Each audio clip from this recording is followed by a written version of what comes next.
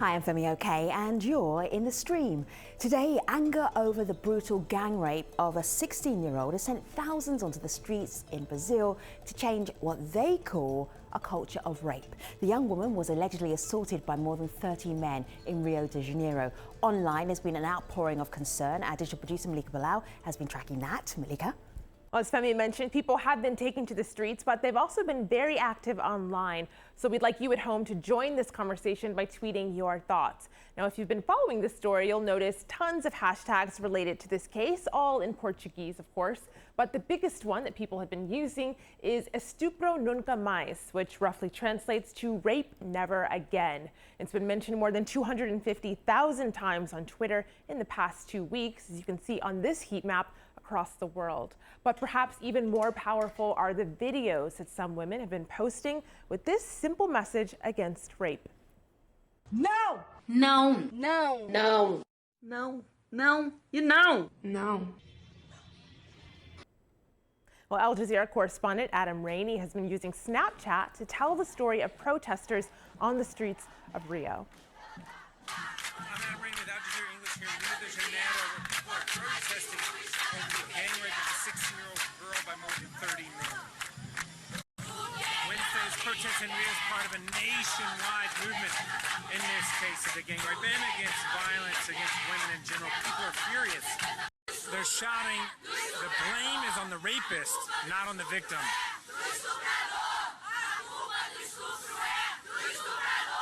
That chant springs from the fact that many across Brazil, in the media and in the public, are blaming the young woman, the 16-year-old, and they're not blaming the people who gang raped her.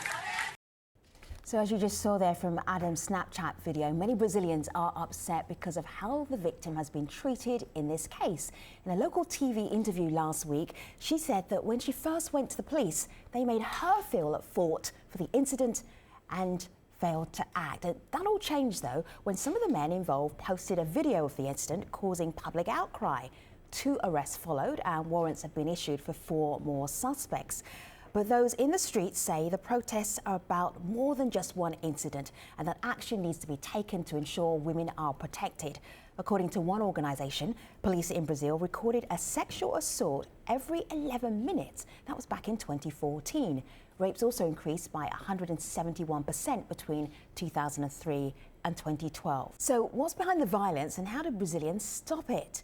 To help us talk about this, we're joined from Rio de Janeiro by Jacqueline Petangui, a sociologist and political scientist who focuses on violence against women and reproductive health. Tatiana Mora is the executive director of Promundo, an organization that aims to prevent violence by engaging men and boys in partnership with women and girls. Renata Giannini is a senior researcher at the Igarape Institute, focusing on security, justice and development challenges in Brazil. And in Sao Paulo, we're joined by Annette Trompeter, a girls' rights activist with Plan International Brazil. It is good to have you here, guests.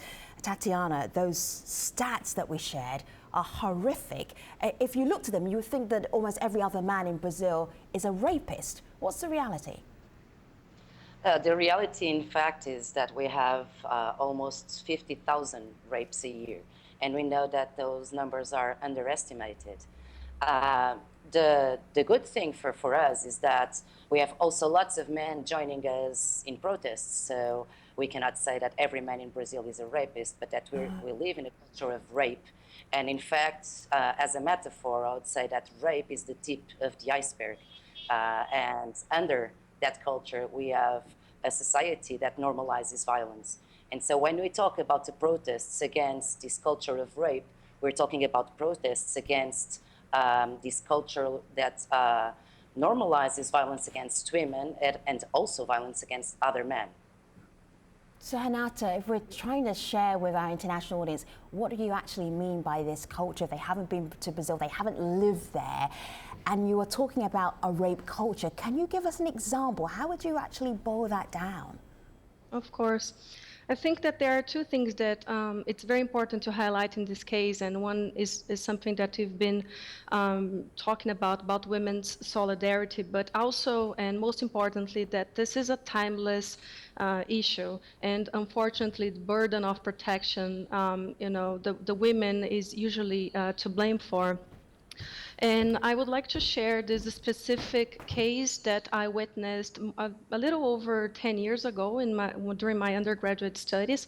There was a serial rapist in my university. I did my undergraduate study in this small town.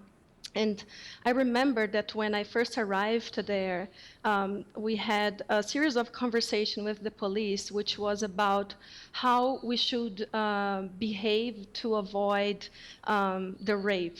So over the 4 years that I studied, he raped more than 35 girls from my campus, and it was a very small campus.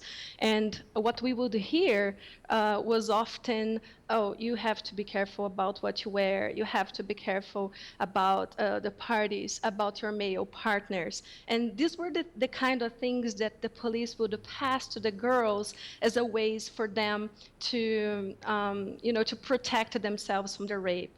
So what I want to see is when we are going to stop talking about how the women should behave not to be raped, but talk about how we should engage men to not rape. We have to stop really. We have to do something so that these kind of crimes do not happen in the first place. You know, we're hearing a personal story that's similar to what you were just saying. And a lot of it stems from this. This is a tweet we got from Shannon. She says, Brazil's trouble is systemic. Brazilian women that I've spoken to don't trust the system, the police, the courts, etc., to protect them. And the reason why could be determined from this video comment we got from someone named Fernanda. She was raped at a bus station in Rio about 3 years ago. And this is what she told the stream. Have a look. And then I went to police station, and even being specialized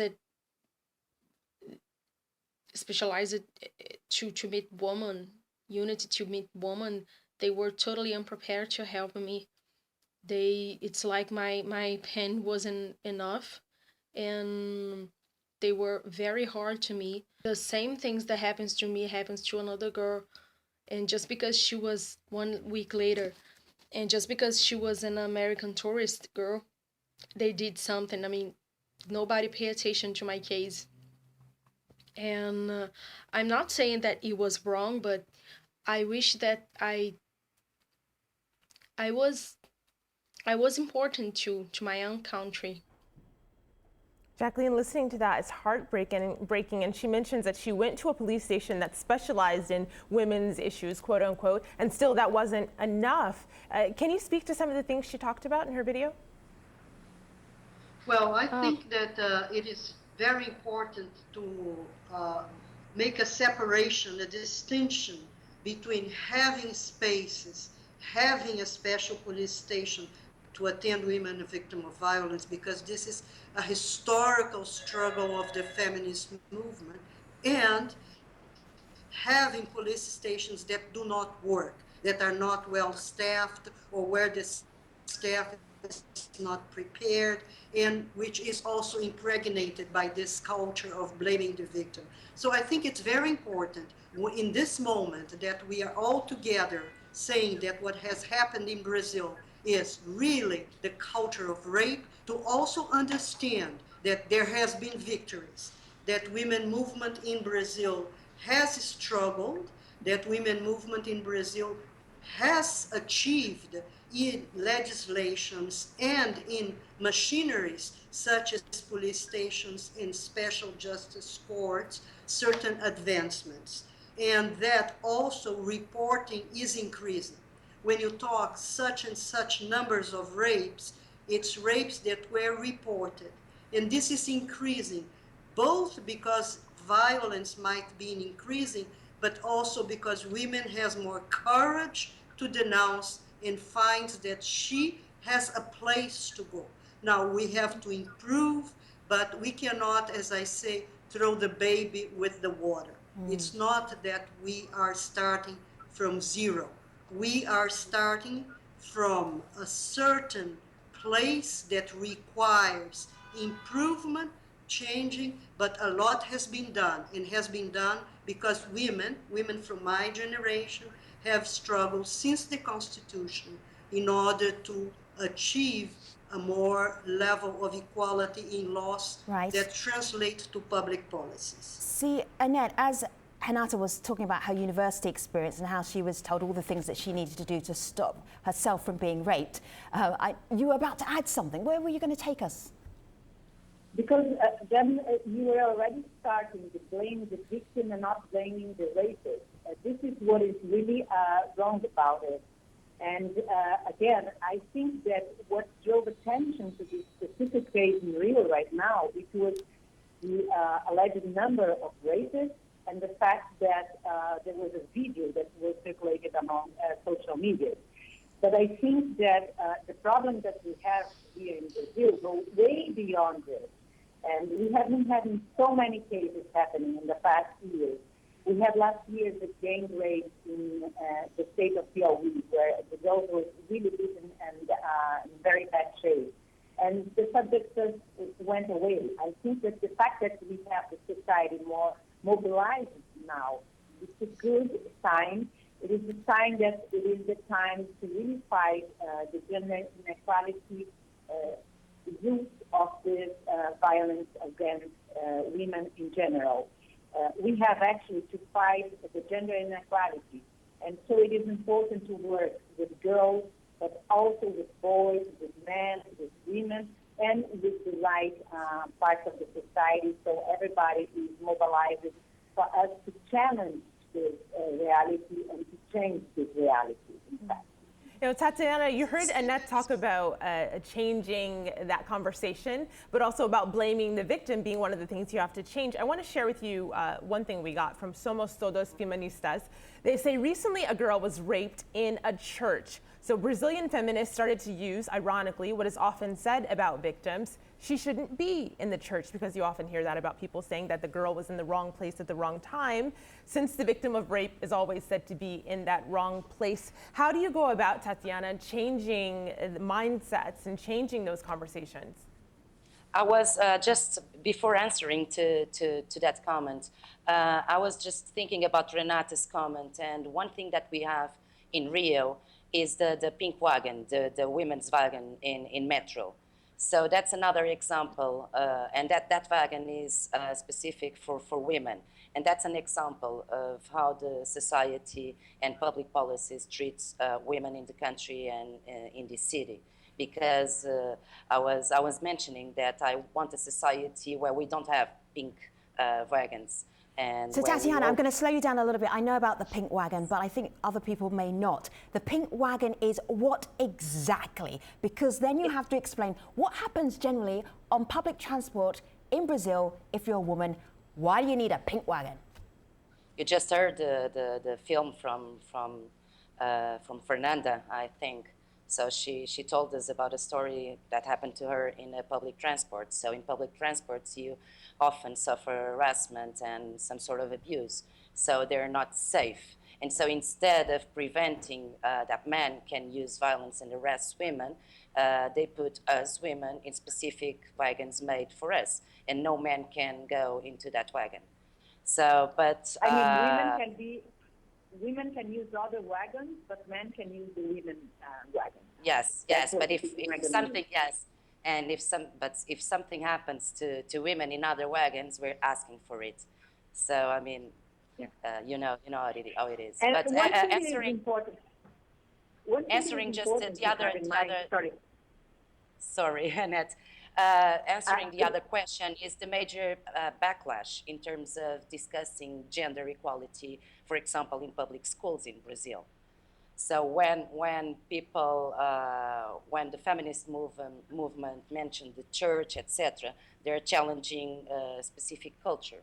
So one of the things that we're facing, and the protests in the streets are also against that, is that we're watching and witnessing a major backlash in the feminist conquests that Jacqueline and others made during the last decades. And so when we talk against the rape culture, is also against the possible backlash that we might suffer under this political context nowadays. Yeah, I think it's very important, if I may come into the conversation, to point out what Renata has just said, because what we are watching now and seeing in Brazil is backlash.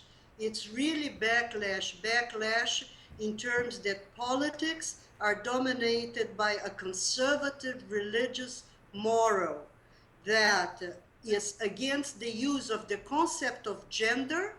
It is totally against LGBT rights. All right, Jacqueline, give us one single example. Rights. Give us one single vivid example. Well, the former president of the National Congress proposed a legislation that would make much harder for women victims of rape to have access to the public health services where she receives prophylactics for STD, AIDS, and contraceptive emergency and abortion if necessary.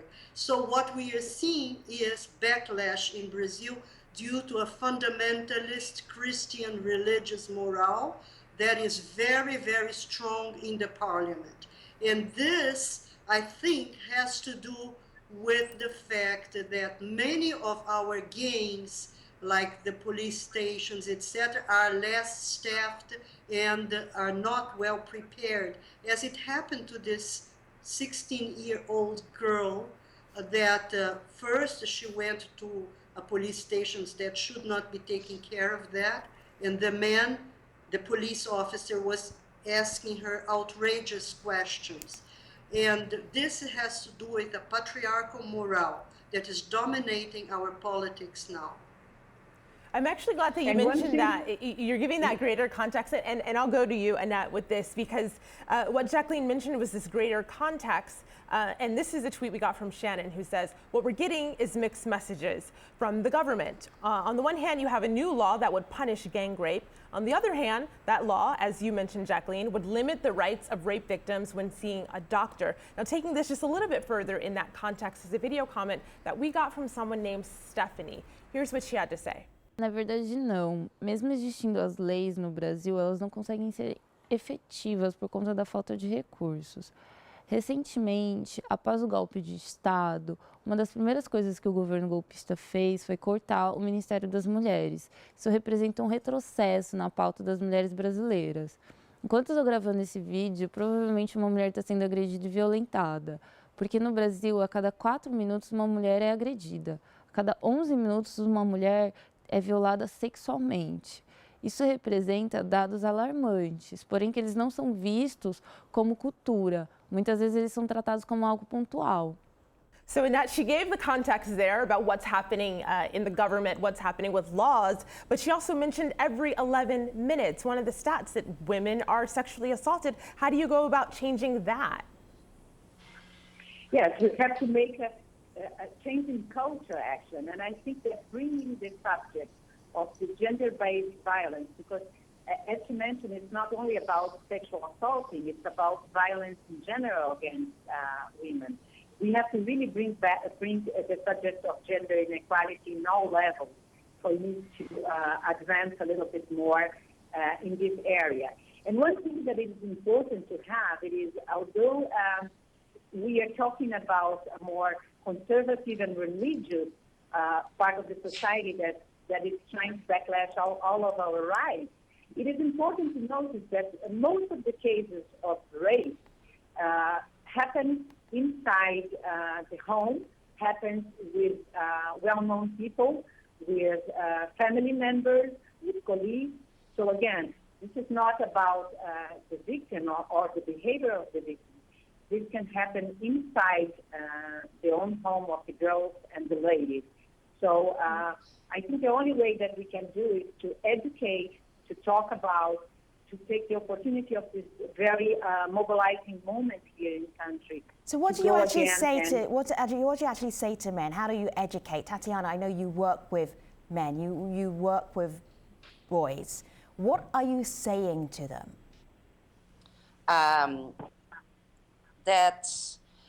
This kind of discourse, like it can be your sister, it can be your daughter, it can be your mother, that's not our point. Rape is wrong, violence against women is wrong, because women are human rights, and men, they must be gender equal.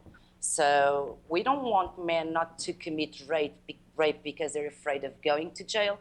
We want men not to be violent and not to commit rape because it's wrong. So that's the kind of messaging that we're saying.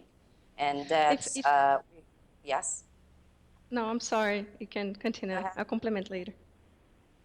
No, I mean, there's not much time later, Hanat. If you want to say it, you can say it now. Yes, We're almost at the end of the show.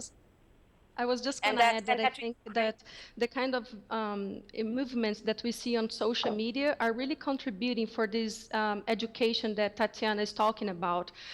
So we have a lot of protests by women that are, are going on the streets, but we see that there has been a series of movements using social media as a tool as well that have been targeting this kind of discourse. So you saw last year we had Meu Primeiro Assédio, or My First Harassment, and we had Meu Amigo Secreto, or My Secret Friend. These were all movements that were encouraging women to be brave and to speak out about these harassments, the first harassments. And you hear these stories about when I was 5 years old, I had my first harassment, my second, my third, and you see all these stories. And what I saw, at least in my inner circle with my friends, is that many of my friends who are, very conscious about these gender issues, they were like, I couldn't believe, and many of them were really sensitized by hearing our testimonies. Hanata, I mean, talking about speaking out, I mean, the reason we know about this story, well, there are two reasons. One is because there was a video of the gang rape that was shared. The other reason is because the rape survivor spoke out. I want to show you a little clip of her on TV record speaking last week. I was drugged. I was very groggy. There were lots of people with guns, lots of young guys laughing and talking. It not only hurt me, it hurt my soul, because people judged me. They tried to blame me for something which was not my fault. They robbed me, not just in material goods, but in a physical way. So Hanata, you heard that testimony there, and that's something that struck people. It struck people in our community. This is a video comment we got from Ana Paula. She explains how she felt. So this was the first step. People were mobilized and started, going to authorities and asked them to take action on the specific case.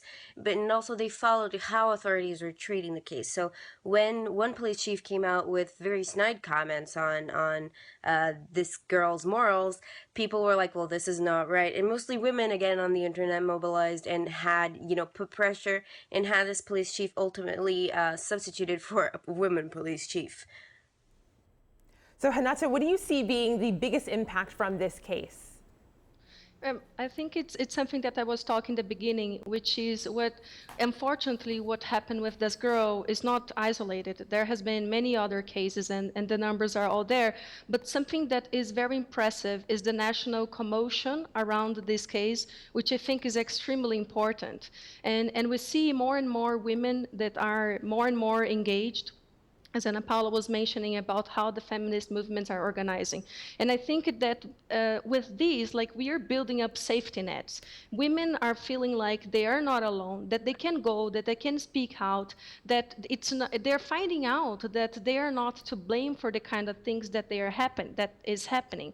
And it's amazing that sometimes we see how some are feeling uncomfortable with the way that we are more and more organizing. We see the new generations, they are involved in protests, not only about women's rights, but about various issues. So I think when I look at this and I see that I'm in my early 30s, and people sometimes are a little uncomfortable with women. Oh, you're... Yes. We're right at the end of the show. What's the last sentence you want to leave our guests with, our audience with? One sentence. Jacqueline, I'll come back to you. Jacqueline, hold tight. Hanata, your last sentence. Yes, we should really go gender equality, and that this has just started. Hanata, we are creating Annette, a new normal. Tatiana and Jacqueline, I know you have more to say. We will do that on the online post show, stream.aljazeera.com. Thanks for watching, everybody. See you online.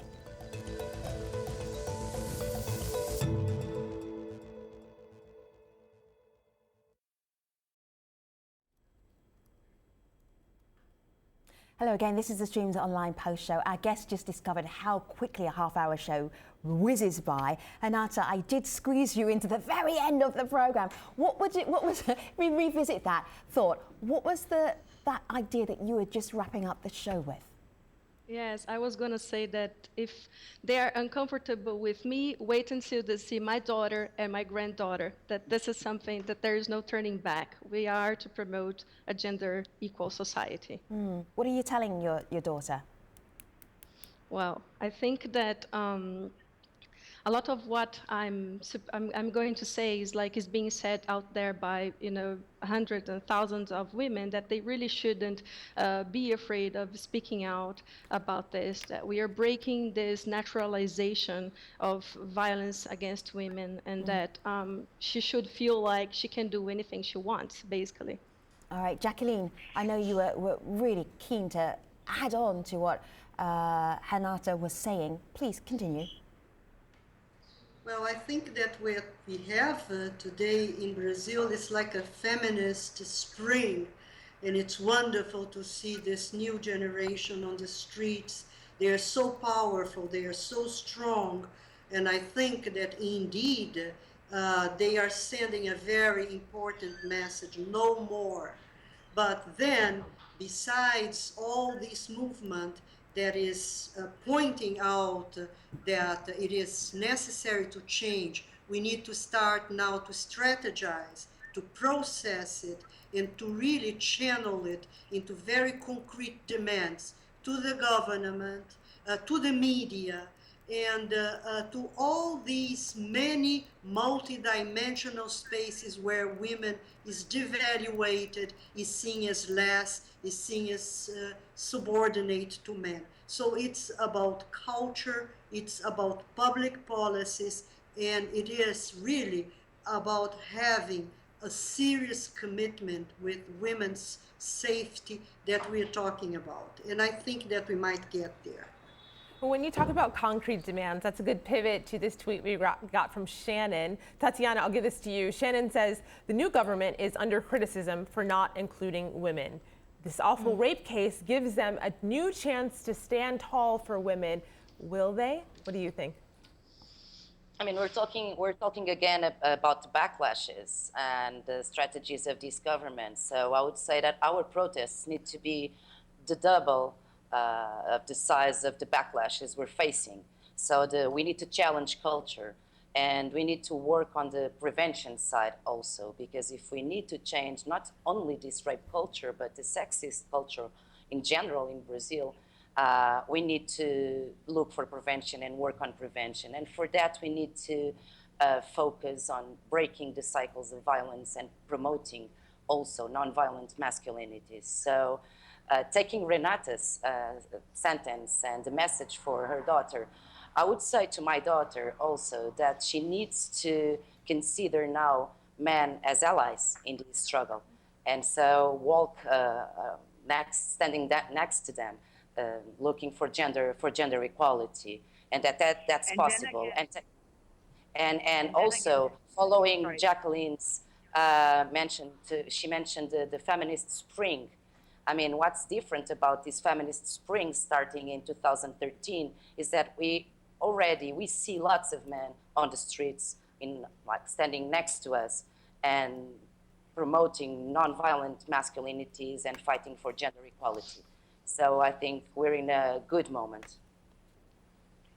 And then I think this is quite an important point, because you won't make any change in the culture if you don't change both the culture in men and in women. So at Plan International, I understand that we have to work with the children, with the boys and the girls, so we can prepare them better for a better society in the future. These are the people who will really change our future.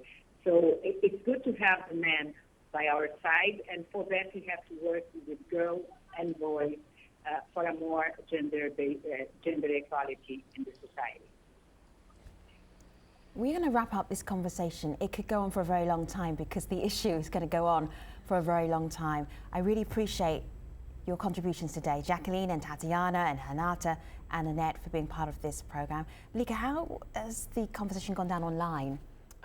I'll end with this tweet from Mohammed, who says that hopefully this case will spark and will force the government to take full action against who he calls cowards. All right, to be continued. Thanks very much, ladies, for being part of the stream. Take care, everybody.